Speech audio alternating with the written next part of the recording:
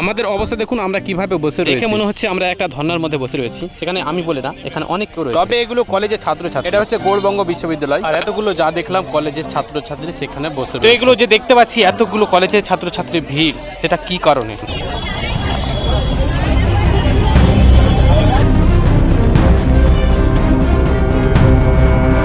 এগুলো কিন্তু ইউনিভার্সিটির সামনে বড় একটা লাইন রয়েছে, যেই লাইনটা চলে গেছে বাস স্ট্যান্ড পর্যন্ত। এটা হচ্ছে কলেজের ভেতরে। এখানে কলেজ ভেতরে কিছু ছাত্রছাত্রী ঢুকে সেখানে বসে রয়েছে তারা একটা ফর্ম ফিল আপ করার জন্য। এখানে প্রায় হাজার হাজার, কয়েক হাজার বলে হবে না, প্রায় হাজার হাজার লোক এখানে বসে রয়েছে। হয়তো আমাদের এখানে অল্প কিছু ছাত্রছাত্রী দেখতে পাওয়া যাচ্ছে, কিন্তু আমরা যদি ভেতরটা দেখাই তো এখানে শুধু জেন্টসরা বসে আছে, আর তার সামনের দিকে কিন্তু লেডিসরাও বসে আছে। প্রায় কয়েক হাজার ছাত্রছাত্রী এখানে একসাথে বসে, তার সাথে আমিও বসে রয়েছি। এবং আমিও একটা কাজে গিয়েছিলাম, সেখানে দেখতে পেলাম যে হাজার হাজার ছাত্রছাত্রীর ভিড়। সেখানে কিন্তু আমিও তাদের সাথে সাথ দিলাম। প্রথমত আমার মোটেও ইচ্ছা ছিল না। এটা হচ্ছে গৌড়বঙ্গ বিশ্ববিদ্যালয়। আর এখানে দেখতে পাচ্ছি যে সেখানে অনেক ছাত্রছাত্রীর দরজার সামনে কিন্তু ভিড়। সেখানে আমরা প্রথমত যা দেখলাম, আমি সকালবেলা যখন আসি হয়তো ভেবেছিলাম যে এসে হয়তো সেরকম ভিড় পাবো না, হয়তো আমি একাই ফার্স্ট আসলাম। কিন্তু আমি আসার পরে দেখছি সেখানে কয়েক হাজার ছাত্রছাত্রী সেখানে উপস্থিত হয়ে গেছে। তো যাই হোক, আমি আসার আগে আগে এতগুলো ছাত্রছাত্রীর ভিড় আমি স্বপ্নেও ভাবতে পারিনি যে এতগুলো ছাত্রছাত্রী হয়ে যাবে। কিন্তু আমি যখন প্রথমত ভাবলাম যে হয়তো কয়েক হাজার হবে, কিন্তু আমি যখন ধীরে ধীরে সেই রাস্তার দিকে এগোতে থাকলাম, তখন দেখছি যে সেখানে কয়েক হাজার, অর্থাৎ 15 থেকে 20 হাজার ছাত্রছাত্রীর ভিড়ে। সেটা একটাই কারণ, সেটা কারণ হচ্ছে যে এখানে একটা ফর্ম ফিল আপ করবে, তারা কলেজের সার্টিফিকেট নেবে। সেই কলেজের সার্টিফিকেট নেওয়ার জন্য এতগুলো ছাত্রছাত্রীর ভিড়।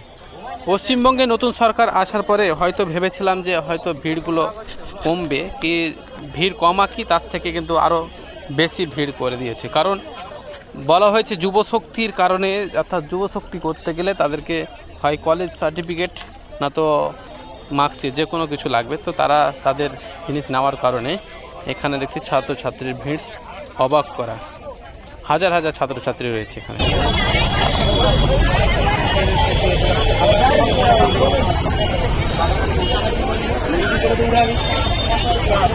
আমি কলেজের মাস্টারদের সাথে যোগাযোগ করার ব্যবস্থা করলাম, অর্থাৎ কথা বলার চেষ্টা করলাম। কিন্তু কথা বলে দেখলাম তারা দরজা খুলবে প্রায় 11টার পরে।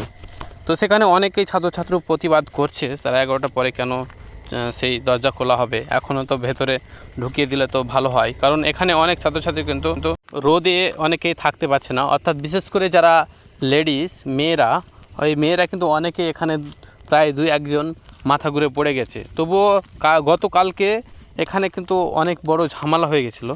সেখানে ঝামেলা হয়ে যাওয়ার কারণে অনেকেই কিন্তু এখানে সিভিক, এখানে দেখতে পাচ্ছি এই যে সিভিক এবং মেন পুলিশ থেকে অনেক এখানে রয়েছে। তাদেরকে আমি জিজ্ঞেস করলাম, তো যাই হোক ওরা একেবারে না বলে দিচ্ছে। তারা, আমরা যদি ভেতরের দিকে দেখতে যাই, এগুলো কিন্তু পুরোপুরি বন্ধ করা রয়েছে, ভেতরে একেবারে নিষিদ্ধ। তো এখন 11টা পার হয়ে গেছে আর এখানে আমরা ভেতরে ঢুকতে পেরেছি। আর সেখানে ঢুকে কিন্তু আমরা অনেকেই বসে রয়েছে দেখতে পাচ্ছি। আর অনেকে কিন্তু ফর্ম ফিল আপ করার জন্য অলরেডি রেডি হয়ে গেছে, কারণ অনেকে ফর্ম ফিল আপ করা শুরু করে দিয়েছে, ফর্মটা হাতে দিয়ে দিয়েছে। আর আমরা দেখব, এই যে দেখতে পাচ্ছি হাতে ডকুমেন্টস নিয়ে দাঁড়িয়ে আছে। আর আমরা দেখব কিছুক্ষণের মধ্যে এই লাইনটা আবার 4টে লাইন হবে, অর্থাৎ 4 জায়গাতে আবার লাইন দিতে হবে। তো যাই হোক, আজকে সকালবেলা থেকে শুরু করে পুরো কিন্তু এখানে পুরো দিনটাই কেটে যাবে এখানে, যা বোঝা যাচ্ছে। কারণ এখানে 1-2 ছাত্রছাত্রী নাই, প্রায় হাজার হাজার ছাত্রছাত্রী রয়েছে এখানে।